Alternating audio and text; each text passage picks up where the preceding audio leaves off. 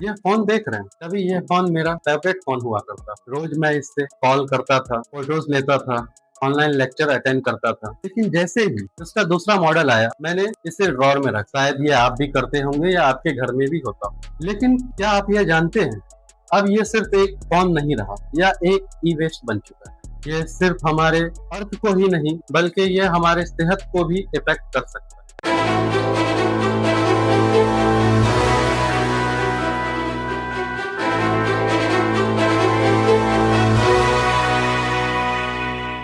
Hello everyone, I am Mohammad Arsalan Arsi, Mohammad Raja Noor, Mohammad Abu Bakar, Sana Fatima और मैं हूँ Neha. We all are from second BMS from Government TB College and Hospital, Patna.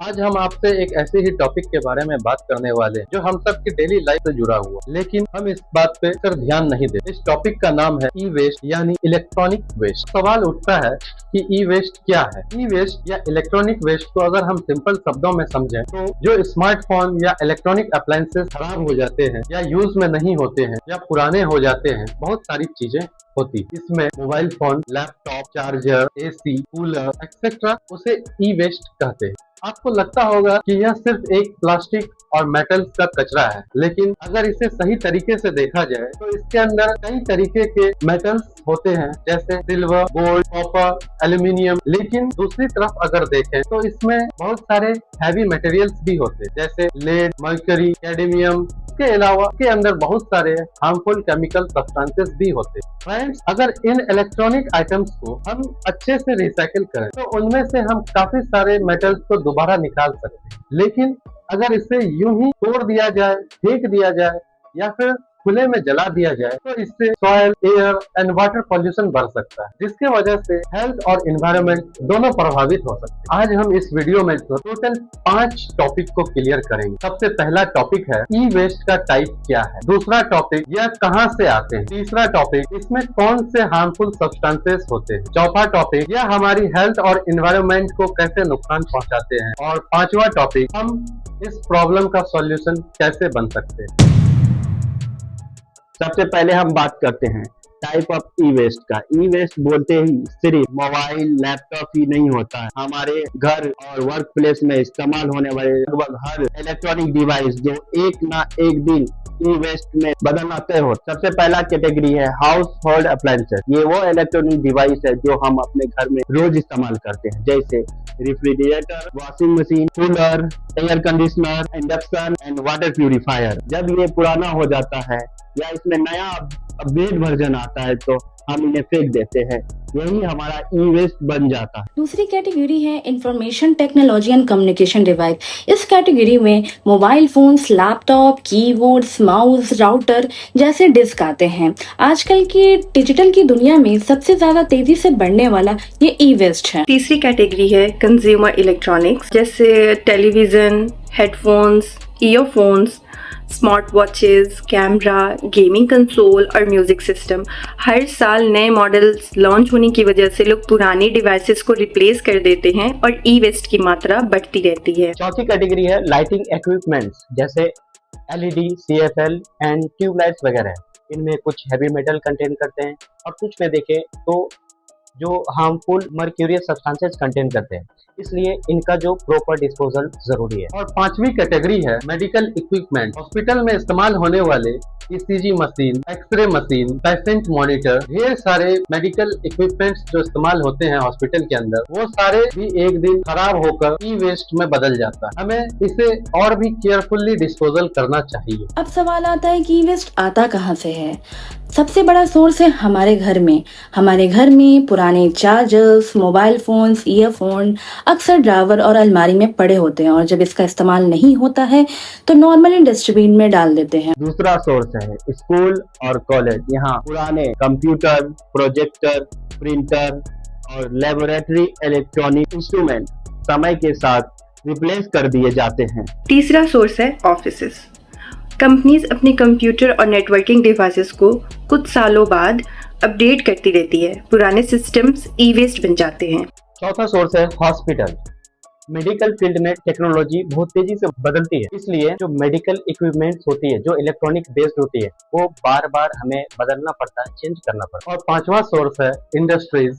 जहां control panel, manufacturing machine एक वक्त के बाद ई वेस्ट बन जाता है। एक बहुत इंपॉर्टेंट सवाल, आखिर ई वेस्ट के अंदर ऐसा क्या होता है जो इसे बहुत डेंजरस बनाता है? अगर हम लैपटॉप या मोबाइल को खोल कर देखें तो सिर्फ हमें इसके अंदर मेटल या प्लास्टिक ही दिखते हैं, लेकिन इसके अंदर बहुत ही हार्मफुल केमिकल या मेटल होते हैं। सबसे पहले बात करते हैं कॉपर की। कॉपर एक गुड कंडक्टर ऑफ इलेक्ट्रिसिटी होता है, इसलिए वायर और सर्किट बोर्ड में कॉपर का मात्रा ज्यादा होता है। इसके बाद आते हैं एल्युमिनियम पे। यह हल्का और मजबूत मेटल है जो लैपटॉप और मोबाइल के बॉडी पार्ट में यूज होते हैं। क्या आप जानते हैं कि एक स्मार्टफोन के अंदर बहुत कम मात्रा में गोल्ड और सिल्वर भी होता है? जी हाँ, सर्किट बोर्ड्स में गोल्ड और सिल्वर का इस्तेमाल होता है क्योंकि ये इलेक्ट्रिसिटी के बहुत अच्छे कंडक्टर्स होते हैं। इसी वजह से रिसाइकलिंग के दौरान इनवैल्यूएबल मेटल्स को दोबारा निकाला जाता है। ई वेस्ट का दूसरा पहलू बहुत ही खतरनाक है क्योंकि इसमें लेड, मरकरी, क्रोमियम, कैडमियम जैसे टॉक्सिक मेटल प्रेजेंट होते हैं। लेड की बात करें तो ये हमारे ब्रेन और नर्वस सिस्टम को डैमेज करता है। कैडमियम की बात करें तो ये हमारे किडनी को डैमेज करता है और बोन को डैमेज करता है। क्रोमियम का कहीं ना कहीं देखें तो ये कार्सिनोजेनिक प्रॉपर्टीज रखता है और लंग कैंसर के लिए रिस्पॉन्सिबल होता है ये। इसलिए जब इन मेटल्स को निकालने के लिए इसको तोड़ा जाता है या जलाया जाता है तो ये मेटल्स हवा में मिल जाते हैं, मिट्टी में मिल जाते हैं और इनको पॉल्यूट करते हैं। इसलिए ई वेस्ट को नॉर्मल कचरे के जैसा ट्रीट नहीं करना चाहिए। अब सबसे इम्पोर्टेंट सवाल है कि आखिर ई वेस्ट इतना डेंजरस क्यों माना जाता है? जरा सोचिए, जो पुराने फोन्स, लैपटॉप जब खराब हो जाते हैं तो नॉर्मली हम उसे डस्टबिन में फेंक देते हैं। शायद पहली नजर में इसमें प्रॉब्लम ना दिखे, लेकिन असल प्रॉब्लम तब शुरू होती है जब ई वेस्ट को खुले में जलाया जाता है और तोड़ करके मेटल्स निकाल लिए जाते हैं और लैंडफिल में दबा दिया जाता है। इस प्रोसेस के दौरान जो भी हार्मफुल केमिकल निकलते हैं वो धीरे धीरे एनवायरनमेंट को तो हार्मफुल करते ही हैं, वो हमारे शरीर तक भी पहुंचते हैं। ये सिर्फ ई वेस्ट एनवायरमेंटल इशू नहीं है बल्कि एक पब्लिक हेल्थ इशू भी है और ये पीएसएम का बहुत इंपॉर्टेंट टॉपिक भी है। चलिए समझते हैं कि ये केमिकल्स हमारे शरीर में कैसे पहुंचते हैं। इसके 3 मेन रास्ते होते हैं। पहला है हवा के थ्रू। जब हम इलेक्ट्रॉनिक वेस्ट को जलाते हैं तो उससे जहरीले गैस और हार्मफुल सब्सटेंस निकलते हैं। हम इसी हवा में सांस लेते हैं और ये हार्मफुल पार्टिकल्स हमारे लंग्स के थ्रू हमारे बॉडी पार्ट में चले जाते हैं। दूसरा, पानी के थ्रू। जब ई वेस्ट को जमीन पर फेंक दिया जाता है तो बारिश का पानी उसके केमिकल्स को मिट्टी के अंदर ले जाता है और धीरे धीरे ये केमिकल्स ग्राउंड और नदियों में मिल जाता है। फिर वही पानी पीने या खेती में इस्तेमाल होता है। तीसरा है फूड चेन के थ्रू। जब पॉल्यूटेड वाटर और सॉइल में फसलें उगाई जाती हैं तो ये सारे टॉक्सिक केमिकल्स उस फसल में पहुंच जाती है और फिर वही फल सब्जी हमारे प्लेट तक पहुंचती है और हम जब खाते हैं तो वो हमारे बॉडी के एक एक सेल तक पहुंचती है। मतलब ये हुआ कि गलत तरीके से डिस्पोज किया हुआ ई वेस्ट कहीं ना कहीं हमारे बॉडी तक लौट करके पहुंचता है जो हमारे लिए टॉक्सिक होता है। अब बात करते हैं उन केमिकल की जो ई वेस्ट में पाए जाते हैं। सबसे पहला है लीड। लीड एक बहुत टॉक्सिक मेटल होता है जो हमारे ब्रेन और नर्वस सिस्टम को डैमेज करता है। बच्चों में लीड की वजह से आईक्यू कम पड़ सकते हैं, पढ़ाई पे असर पड़ सकता है, उनके ब्रेन डेवलपमेंट में इशू हो सकता है और एडल्ट्स में लीड से high blood pressure, anaemia, nerve damage का कारण बन सकता है। दूसरा है मर्क्यूरी। मर्क्यूरी का नाम आपने थर्मामीटर में तो सुना ही हो। यह इलेक्ट्रॉनिक वेस्ट में भी मिल सकता है। मर्क्यूरी आपके किडनी और ब्रेन को डैमेज कर सकता है। प्रेग्नेंट वुमेन के लिए मर्क्यूरी का एक्सपोजर बहुत ही खराब होता है क्योंकि इसका असर अनबॉर्न बेबी के ब्रेन डेवलपमेंट पर भी पड़ सकता है। तीसरा केमिकल है कैडमियम। अगर water and food cadmium contaminated है तो ये हमारे इंटेस्टाइन के थ्रू हमारे ब्लड में पहुंचता है, ब्लड से लीवर में मेटाबॉलिज्म होने के बाद ये किडनी में पहुंचता है और किडनी में ये ग्रेजुअली धीरे धीरे एक्यूमुलेट होना स्टार्ट होता है जिसकी वजह से किडनी डैमेज कॉज करता है। और इसके अलावा देखें तो ये बोन को डैमेज करता है। और एक जो क्लासिकल एग्जाम्पल दिखता है कैडमियम पॉइजनिंग का वो है इटाई डिजीज और इसमें भी हम देखते हैं कि किडनी डैमेज और बोन डैमेज का सिम्टम देखने को मिलता है। चौथा है क्रोमियम। क्रोमियम के कांटेक्ट में आने से स्किन एलर्जी, इरिटेशन और लंग्स का प्रॉब्लम होता है। अगर इसका एक्सपोजर ज्यादा बड़ा हो तो सीरियस हेल्थ प्रॉब्लम भी हो सकता है। अब जरा सोचिए, जो लोग रोज बिना सेफ्टी इक्विपमेंट के ई वेस्ट को तोड़ते होंगे, उनकी हेल्थ पे कितना बुरा असर पड़ता होगा। कई जगहों पे तो बिना ग्लव्स के, बिना मास्क के, बिना किसी प्रोटेक्शन यूज किए लोग इलेक्ट्रॉनिक ई वेस्ट से कॉपर और मेटल्स निकालते हैं, और कई लोग तो हार्मफुल स्मोक और डस्ट के कांटेक्ट में भी रहते हैं। इसी वजह से इनमें रिस्पिरेटरी डिजीज, स्किन डिजीज और नर्वस सिस्टम डिसऑर्डर के रिस्क ज्यादा बढ़ जाते हैं। अब बात करते हैं हमारे एनवायरनमेंट की। सबसे पहला इफेक्ट होता है एयर पॉल्यूशन। ई वेस्ट को जब जलाया जाता है तो उसमें से टॉक्सिक गैसेस निकलते हैं जो हवा में जाकर के फैल जाते हैं। ये गैसेस सिर्फ पॉल्यूशन ही नहीं, अस्थमा और रिस्पिरेटरी डिजीज के रिस्क को भी बढ़ा देता है। दूसरा इफेक्ट होता है वाटर पॉल्यूशन। लैंडफिल में पड़ा ई वेस्ट धीरे धीरे अपने केमिकल्स को ग्राउंड वाटर में छोड़ता रहता है। ये पानी पीने के लायक नहीं रहता है और एक्वेटिक लाइफ पर भी बहुत बुरा असर पड़ता है। तीसरा इफेक्ट है सॉइल पॉल्यूशन। जब मरकरी, कैडमियम जैसे हेवी मेटल्स मिट्टी में मिल जाते हैं तो मिट्टी की फर्टिलिटी कम हो जाती है। इसके अलावा ऐसे मिट्टी में जब फसल उगाया जाता है तो ऐसे फल और सब्जी भी कंटामिनेटेड होते हैं और इसका सीधा असर दिखता है एग्रीकल्चर और फूड सेफ्टी पर। मान लीजिए किसी गांव के बाहर इलेक्ट्रॉनिक वेस्ट का ढेर लगा हुआ हो, बरसात आती है, पानी इन इलेक्ट्रॉनिक आइटम्स के अंदर मौजूद हार्मफुल केमिकल को अपने साथ बहा ले जाती है।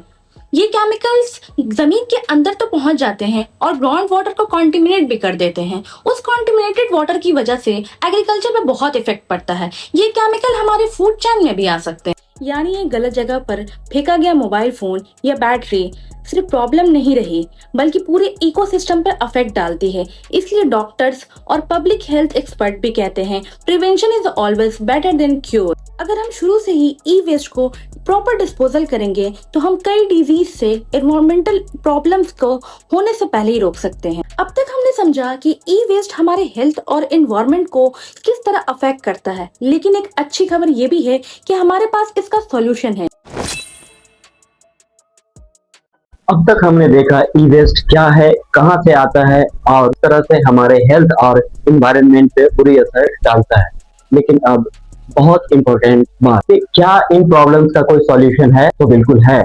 अगर हर एक इंसान थोड़ी सी जिम्मेदारी के साथ काम करे तो इलेक्ट्रॉनिक वेस्ट को काफी हद तक कम किया जा सकता है और इसे ही हम ई वेस्ट मैनेजमेंट कहते हैं। ई वेस्ट मैनेजमेंट का मतलब है इलेक्ट्रॉनिक वेस्ट को इस तरह से कलेक्ट करना, ट्रांसपोर्ट करना, रिसाइकल करना और डिस्पोज करना कि एनवायरनमेंट और ह्यूमन हेल्थ पे बुरा असर ना पड़े। इसका मेन गोल सिर्फ कचरा साफ करना नहीं है, बल्कि वैल्यूएबल रिसोर्सेज को रिकवर करना और पॉल्यूशन को कम करना भी है। तो चलिए देखते हैं ई वेस्ट मैनेजमेंट का प्रॉपर क्या क्या तरीका हो सकता है। सबसे पहले स्टेप होता है कलेक्शन। जब कोई इलेक्ट्रॉनिक डिवाइस पुराना हो जाता है तो हम उसे डस्टबिन में न डालें, बल्कि ऑथराइज्ड कलेक्शन सेंटर या फिर कलेक्शन ड्राइव में उन्हें हम जमा कर दें। दूसरा टाइप है सेग्रीगेशन, यानी अलग अलग कैटेगरी में बांट। मोबाइल, लैपटॉप, बैटरी, टेलीविजन और अदर इलेक्ट्रॉनिक डिवाइसेस को उनके टाइप के हिसाब से अलग किया जाए ताकि रिसाइकलिंग जब किया जाए तो उसमें आसानी हो। तीसरा स्टेप है डिसमेंटलिंग। इस प्रोसेस में ट्रेन वर्कर्स मशीन्स और सेफ्टी इक्विपमेंट से इलेक्ट्रॉनिक प्रोडक्ट को अलग अलग पार्ट में तोड़ते हैं। यहाँ सेफ्टी बहुत इंपॉर्टेंट है। ये हार्मफुल केमिकल से कांटेक्ट से भी बचना बहुत जरूरी है। चौथा स्टेप है रिसाइकलिंग। इस प्रोसेस में copper, gold, aluminium, silver and iron और अदर यूजफुल मेटल को रिकवर किया जाता है। ये मेटल को दोबारा नया इलेक्ट्रॉनिक प्रोडक्ट बनाने में यूज किया जाता है। इससे हमारे नेचुरल रिसोर्स की भी बचत होती है और इनसे जो हार्मफुल सब्सटेंस निकलते हैं उन्हें साइंटिफिकली डिस्पोजेबल किया जाता है। अब बात करते हैं 5R प्रिंसिपल की। ये ई वेस्ट मैनेजमेंट का एक बहुत ही इम्पोर्टेंट कॉन्सेप्ट है, जिसमें से सबसे पहले आर की हम बात करेंगे। R for refuse. अगर किसी इलेक्ट्रॉनिक गैजेट की आपको जरूरत नहीं है तो ट्रेंड और फैशन पे उसे ना खरीदें। हर एक न्यू ट्रेंड का गैजेट लेना जरूरी नहीं होता। दूसरा है रिड्यूस। इलेक्ट्रॉनिक प्रोडक्ट का इस्तेमाल जिम्मेदारी से कीजिए। जितनी जरूरत हो उतना ही खरीदिए। बार बार गैजेट बदलने की आदत कम कीजिए। तीसरा आर है रीयूज। अगर कोई मोबाइल, लैपटॉप अभी भी काम कर रहा है तो उसे अपने फैमिली मेंबर, दोस्त या जरूरतमंद को दे दिया जाए, क्योंकि रीयूज करने से ई वेस्ट कम होता है। चौथा आर रिपेयर। आजकल छोटी सी प्रॉब्लम आने पर लोग नया फ़ोन खरीद लेते हैं, लेकिन अगर डिवाइस रिपेयर हो सकता है तो उसे रिपेयर करवाना ज़्यादा बेटर ऑप्शन है।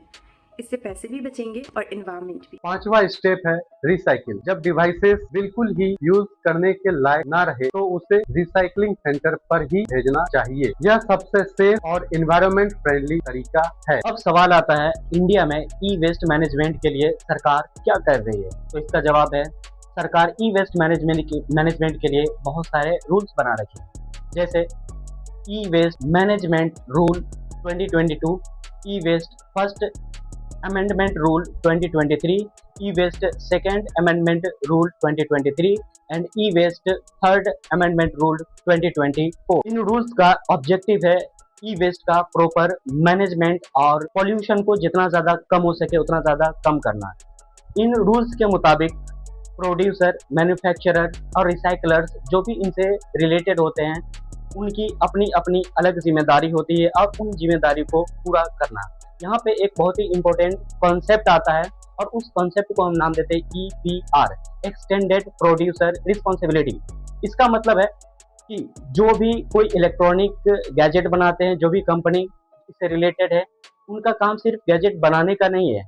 इसके बाद उनकी रिस्पॉन्सिबिलिटी होती है कि अगर ये वेस्ट बनेगा तो उस वेस्ट का कलेक्शन और उसका रिसाइकलिंग भी इन्हीं पर निर्भर करेगा और उनको इसकी जिम्मेदारी लेनी होगी। अगर हम आज से ही 5R प्रिंसिपल को फॉलो करना शुरू कर दें तो ई वेस्ट की काफ़ी क्वांटिटी को कम किया जा सकता है।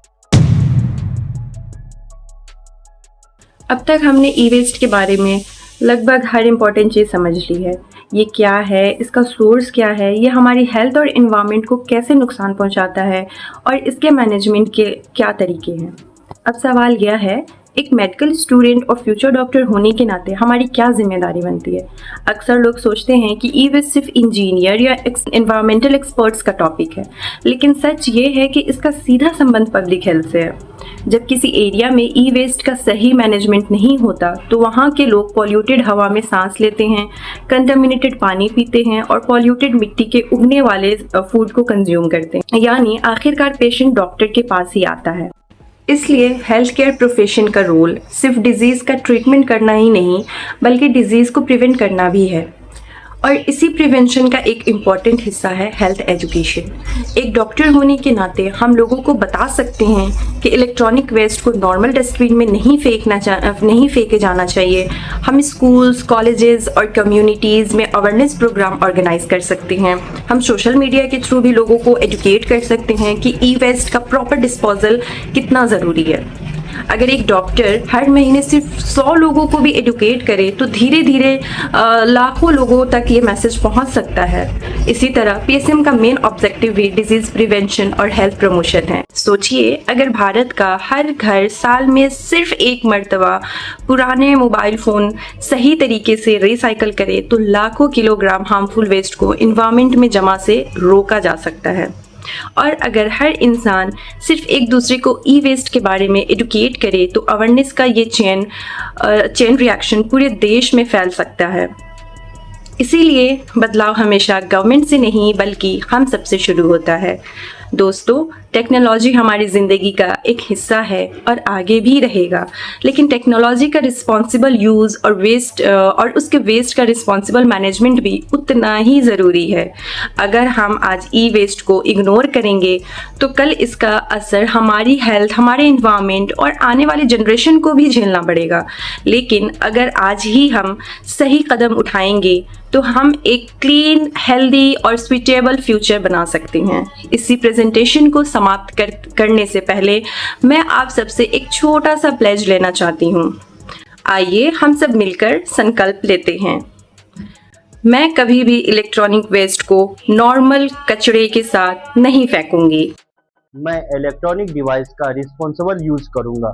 मैं रिड्यूस, रीयूज, रिपेयर और रिसाइकिल के प्रिंसिपल को अपनी डेली लाइफ में अपनाऊंगी। और मैं अपने परिवार और दोस्तों को भी ई वेस्ट के बारे में जागरूक करूंगा।